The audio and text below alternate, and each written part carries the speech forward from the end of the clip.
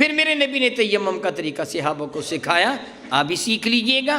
اب آپ کو میری جانب متوجہ ہونا ہوگا، سننے کے ساتھ ساتھ آپ نے دیکھنا بھی ہوگا۔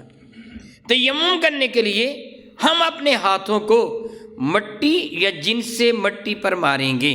میں تھوڑی سی وضاحت کر دوں، مٹی کو آپ جانتے ہیں کہ مٹی کیسے کہتے ہیں؟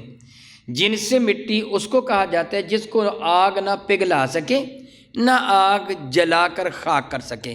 جس طرح پتھر جن سے مٹی کہلواتا ہے، لکڑی جن سے مٹی کہلواتی ہے کہ نہیں؟ کیوں نہیں کہلواتی؟ کہ آگ اسے جلا کر راکھ کر دے گی۔ لوہا کیوں نہیں؟ کہ آگ اس کو پگھلا دے گی۔ جو چیز پگھل جائے یا جل کر راکھ ہو جائے وہ جن سے مٹی نہیں کہلواتی۔ وہ چیز جن سے مٹی کہلواتی ہے کہ جو جل کر راکھ بھی نہ ہو، جس کو آگ پگھلا بھی نہ سکے، یہ دھات بھی نہ ہو اور یہ نباتات میں سے بھی نہ ہو۔ مٹی یا جن سے مٹی پر ہم ہاتھ ماریں گے مگر وہ مٹی رنگین نہیں ہونی چاہیے۔ گیرو بھی مٹی ہے، گیرو آپ جانتے ہیں نا، گیرو بھی مٹی ہے مگر یہ رنگین ہوتا ہے۔ ایسی مٹی نہ ہو کہ جو رنگ دار ہو۔ اگر مٹی دیواروں پر یا آپ چٹائی پہ بیٹھے ہیں، یہ جن سے مٹی یا مٹی ہے کہ نہیں؟ بتائیے بھلا، یہ مٹی ہے؟ آگ اس کو جلا کر راکھ نہیں کرتی، تو پھر تو مٹی بنی نہیں نا، یہ نہ جن سے مٹی بنی۔ میری بات آپ کو سمجھ آ رہی کہ نہیں آ رہی؟ پھر چٹائی پر تیمم کرنا، سنیے میں آپ کو بتاتا ہوں کہ جائز ہے کہ نہیں جائز۔ اگر آپ چٹائی پر ہاتھ ماریں اس سے گرد و غبار اٹھے تو اس پر تیمم جائز ہے، گرد و غبار نہ اٹھے تو جائز نہیں ہے۔ اگر چٹائی اتنی صاف ہے کہ اس پر گرد و غبار باقی نہ ہو، جس طرح میرے سامنے یہ ڈائس ہے، شیشہ سمجھ لیجئے یا کوئی شے یا دیواریں، اگر ان پر گرد و غبار جمع ہو تو تیمم جائز ہے، اگر نہ ہو تو تیمم جائز نہیں ہے۔ اگر کسی نے اس کو کپڑے سے اچھی طرح صاف کر دیا دیوار کو یا شیشے کو، اب اس پر گرد و غبار نہیں تو تیمم کرنا جائز نہیں ہوگا۔ اب سمجھیے، گرد و غبار لگا ہو یا براہ راست مٹی یا جن سے مٹی پر اپنا ہاتھ ہم ماریں گے، اور ہاتھ مارنے کے بعد میرے کریم آقا نے عمل کیا فرمایا، سبحان اللہ۔ دیکھیے دین اسلام کتنا پیارا مذہب ہے دین اسلام۔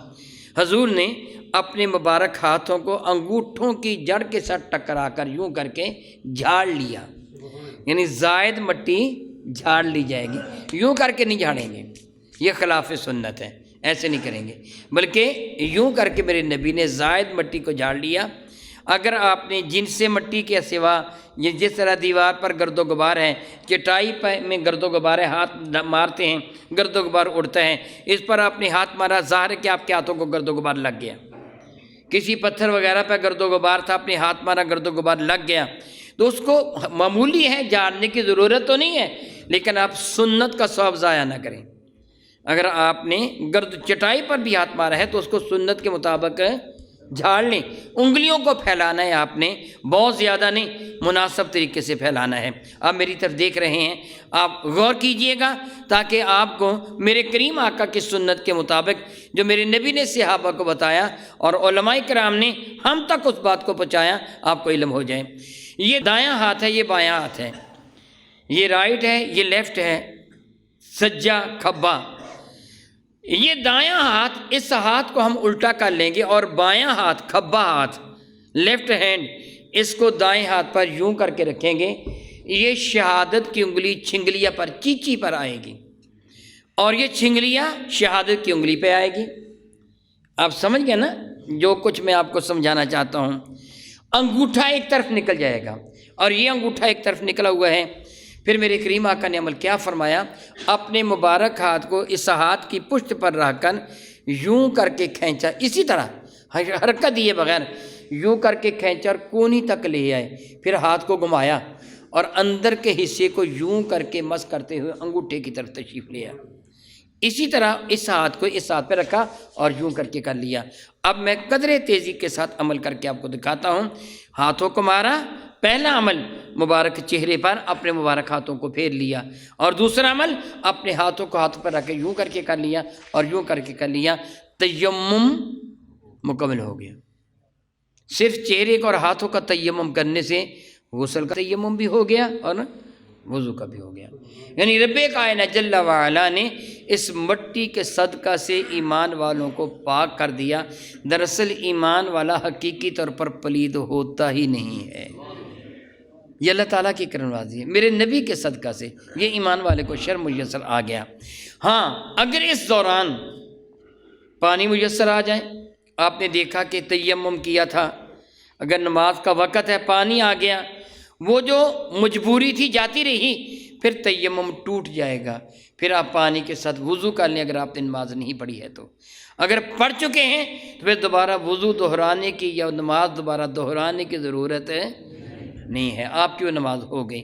لیکن اگر نماز کی ادائیگی سے پہلے پہلے وہ عذر جو پانی کے بارہ میں تھا جاتا رہا، تو اب پھر آپ کو غسل کرنا ہوگا یا وضو کرنا ہوگا۔ مزید ویڈیوز اور اپڈیٹس کے لیے ہمارا یوٹیوب چینل 787 STV سبسکرائب کریں اور بیل آئیکن پر بھی کلک کریں۔